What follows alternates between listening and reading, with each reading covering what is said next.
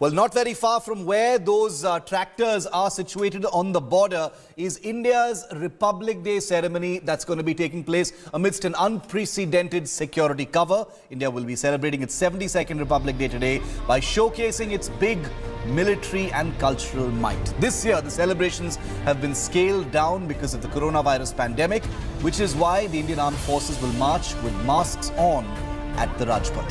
Prime Minister Modi has also wished the entire nation.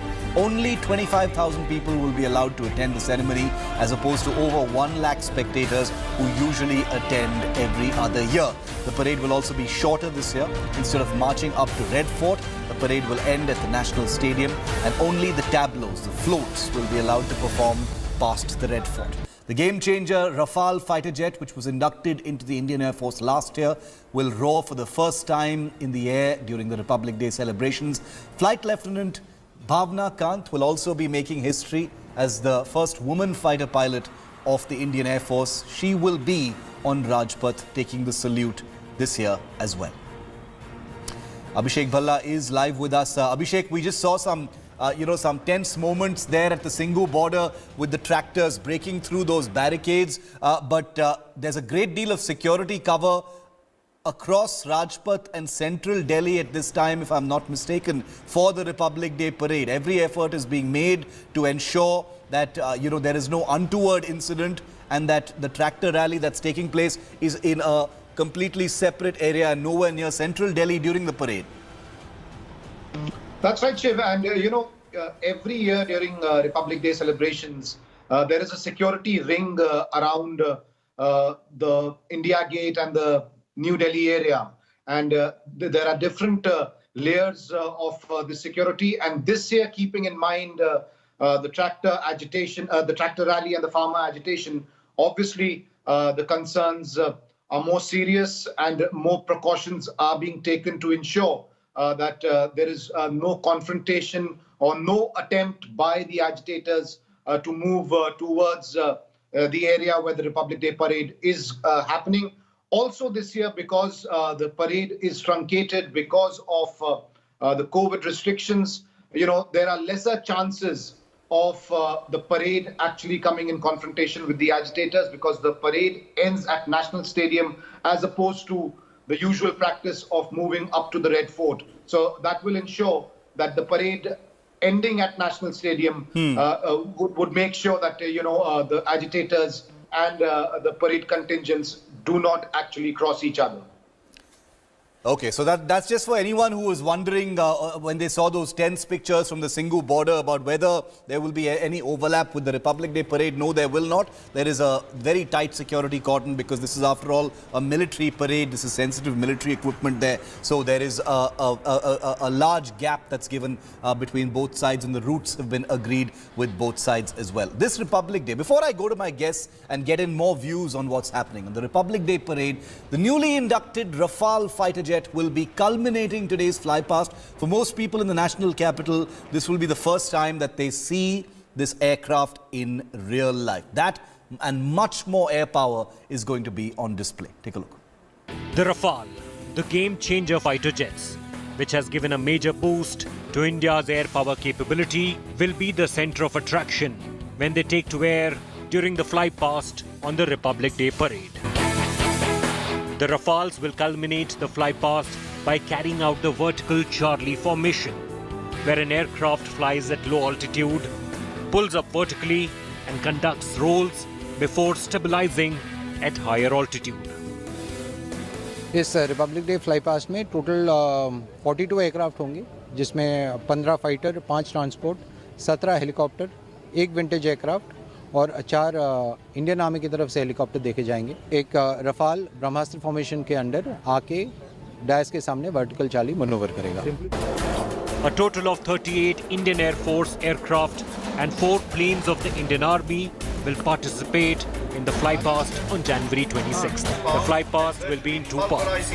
The first at the beginning of the parade and another after the parade on the Rajpath. The Indian Air Force's vintage Dakota aircraft, flanked with 2 Mi-17 1B helicopters, will be flying in Rudra formation at the time when the Bangladesh contingent will be marching past President Ramnath Kovind's dais. Aircraft played an important role during the 1971 war.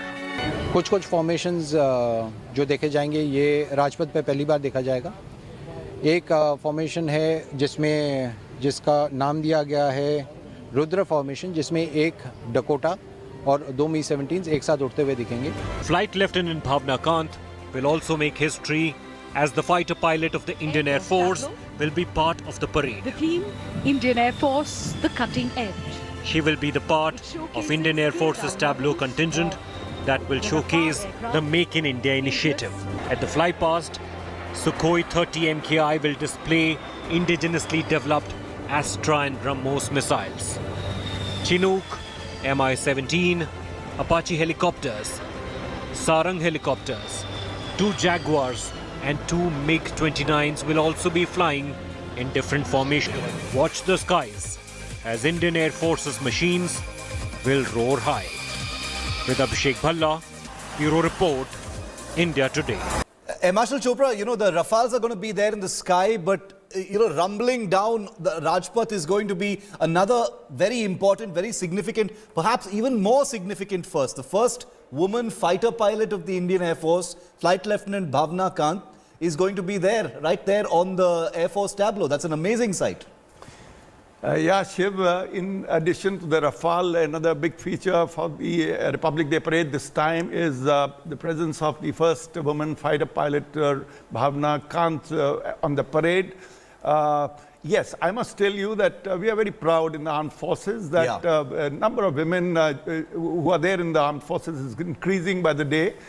Practically all the branches of most of the services have been cleared. In Air Force, of course, has a lead with the largest percentage of women officers. Even the other ranks, there's a plan, and gradually they will also get women. We know that a little earlier we had Shivani Singh, who became the first Rafale women pilot. Yes. So women are getting into all the fields, and we are very proud, and they are doing an outstanding job. I must tell you that in many areas they are performing better than the men.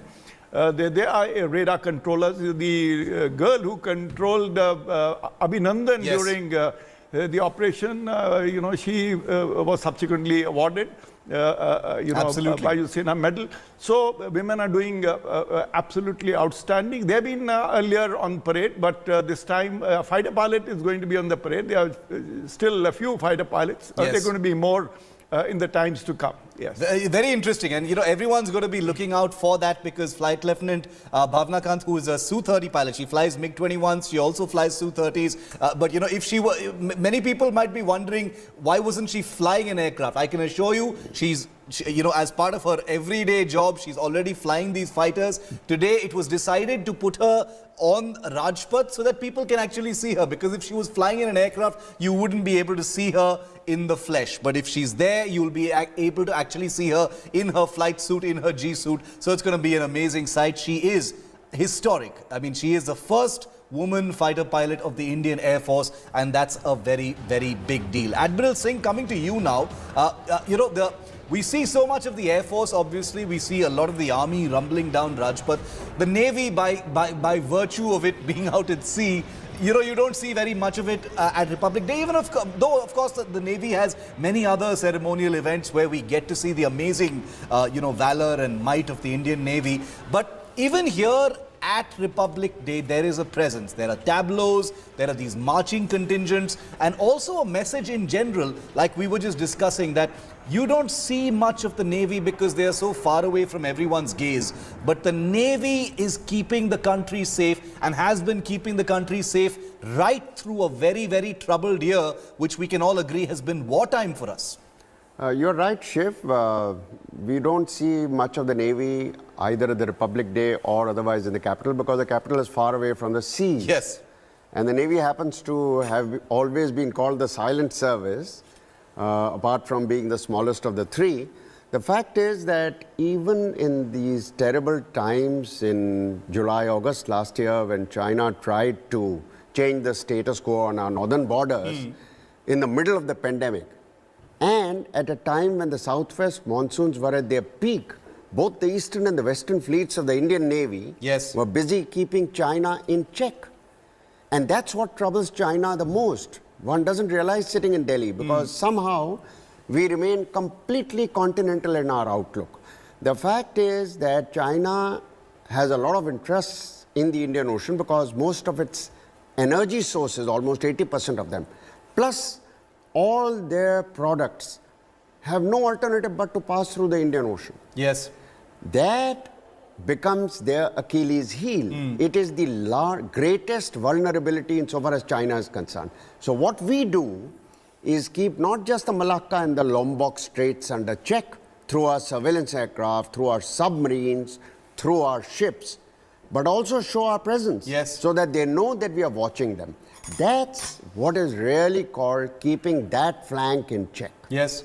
It's very, this is crucial stuff, and the reason why I asked about the Navy is because you won't see very much of the Navy, like Admiral Singh said, at the Republic Day, but it's important to recognize the role that's being played by the silent service out at sea. You don't see them, but they're there, and much of what you see happening elsewhere is a result, a consequence of the pressures, the operations, the preparedness, the patrolling that's conducted by the brave Indian Navy out at sea. I'm going to take a very quick break. We're getting very close to the commentary time when the Republic Day ceremonies and protocols officially begin at 9 a.m. Hi everyone, Preeti Chaudhary here. Hope you like this video. For latest news and analysis, like and subscribe to the India Today YouTube channel. And don't forget to press the bell icon to stay updated. Thank you for watching.